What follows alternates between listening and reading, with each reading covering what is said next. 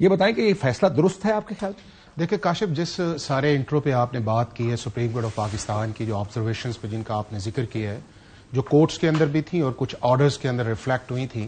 اگر اس کو دیکھا جائے تو اس وقت سائفر کیس کے اندر ایویڈنس ریکارڈ سٹارٹ نہیں ہوا تھا، اور اس ججمنٹ میں بھی انہوں نے یہ کہا تھا کہ جب ایویڈنس آئے گی تو اس وقت یہ دیکھا جائے گا کہ سیکشن 5(2) لگے گا یا 5(3) اس کے اندر لگے گا، اور کون سا ایسا نقصان ہے جو پاکستان کے تعلقات کو ہوا ہے۔ اب وہ چیزیں جو تھیں جب ٹرائل کے اندر آیا گیا تو 3 چیزیں تعلقات کا نقصان نہیں سر، کیا فیصلے میں لکھا ہے کہ اگر سزا آپ کو لمبی اس وقت ہو سکتی ہے اگر آپ بیرونی طاقت کے ایما پر کوئی کام کریں؟ نہیں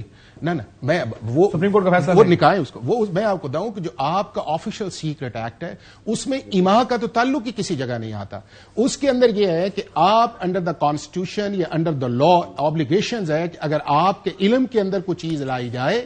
آپ نے اس کا ڈسکلوجر نہیں کرنا، اور اس کا ڈسکلوجر جو ہے وہ آپ کو نقصان پہنچائے گا۔ اچھا اب میں آ جاتا ہوں اس چیز کے اندر۔ اب یہ دیکھا جائے کہ یہ جو کیس جو بنایا تھا یا جو بنا تھا تو سائفر غائب ہونے پہ سزا ہوئی؟ نہیں، اس کے اندر 3 جو چارج لگا ہے اس چیز کے اندر، چارج لگا یہ ہے کہ آپ انڈر دا آبلیگیشن سے آپ نے سیکشن 5 کے مطابق جو تھا آپ نے ڈسکلوجر جو تھا وہ نہیں کرنا تھا، آپ نے 5 کے نیچے ڈسکلوجر کیا، اور سیکشن 9 کے جیتے آپ نے اس کو ڈسمینیٹ کیا، یعنی کہ پبلک کے اندر جا کے انہوں نے آپ نے بات کی۔ 3 اس کے اندر کاشف امپورٹنٹ آدمی ہیں، ایک وہ اسد مجید جس نے وہ اوریجنیٹ کیا، دوسرا اس کے اندر جو principal secretary to the prime minister ہے 2 ہے، اور تیسرا اس کے اندر پرائم منسٹر آف پاکستان ہے۔ اب جو سائفر کی سر آپ کو میں سپریم کورٹ کے فیصلے سے جی کر لیں، کہتا ہے کہ offenses of wrongful communication of the official confidential information، یعنی آپ نے غلط اس کو، یعنی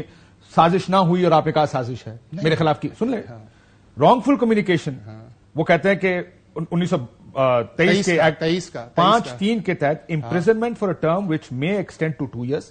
جو 2 سال تک ہو سکتی ہے، یا پھر انہوں نے، اور یا آپ کو فائن جرمانہ ہو سکتا ہے 2 لاکھ فائن، یا آپ کو 14 سال یا آپ کو ڈیتھ۔ اب اگلا وہ بتاتے ہیں کہ 14 سال کی صورت میں، 14 سال اس صورت میں ہے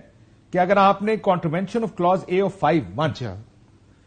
اس میں آپ نے ڈائریکٹلی یا براہ راست یا بالواسطہ کسی in the interest or for the benefit of a foreign power, اگر آپ یہ کریں،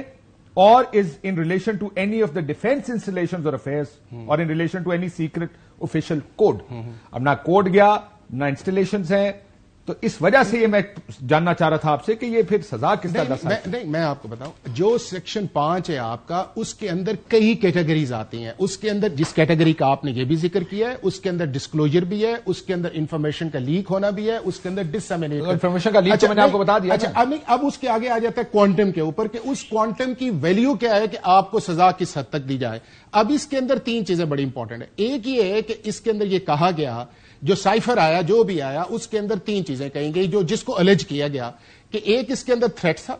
اور ایک اس کے اندر کانسپریسی تھی، اور اس کا مطلب یہ تھا کہ پاکستان کے اندر رجیم کو چینج کیا جائے۔ جو سپریم کورٹ کا آپ فیصلہ پڑھ رہے ہیں اس وقت کورٹ آف لا کے اندر اسد مجید کی سٹیٹمنٹ نہیں آئی تھی۔ اسد مجید نے جب آ کے کورٹ آف لا کے اندر سٹیٹمنٹ کہا کہ سازش نہیں ہوئی، نہیں، اس نے دونوں کہا، اس نے کہا سازش بھی نہیں ہوئی اور تھریٹ بھی نہیں ہے اس چیز کے اندر۔ اب اس کا مطلب یہ ہے کہ رانگ فل کمیونیکیشن نہیں، اب اس کا مطلب یہ ہے کہ پرائم منسٹر نے اس کو پولیٹیکلی مینوپولیٹ کیا فار دا پولیٹیکل انٹرسٹ، اور اس کو جب آپ نے انٹرسٹ کیا تو اس کے اندر جا کے پھر آپ کے سامنے وہ آڈیو آئے گی جو اس کے ساتھ ہوئی، جو اعظم خان ہے، جس کے اندر انہوں نے کہا کہ اس کو ہم پولیٹیکلی پلے اپ کرتے ہیں۔ اب اس پلے اپ کے اندر جو ہے اچھا نہیں، اب جو اگلی چیز سوال یہ سر غلط معلومات دی گئی نا؟ غلط نہیں دی گئی نا، ابھی آپ خود مان رہے ہیں کہ غلط دی گئی؟ نہ سازش نہیں تھی، کہا گیا سازش ہوئی، مینوپولیٹ کی، رانگ فل انفارمیشن 2 سال۔ اچھا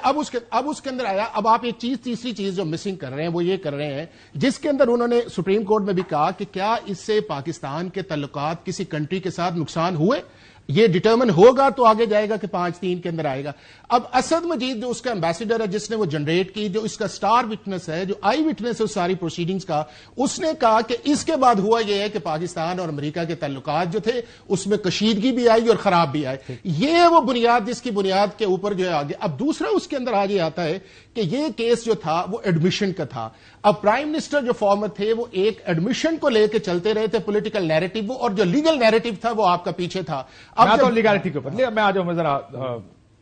میرے ساتھ موجود ہیں علی ظفر صاحب ہیں۔ علی ظفر صاحب السلام علیکم۔ وعلیکم السلام سر وہ کہہ رہے ہیں کہ بالکل ایک لیگل کیس بنتا ہے،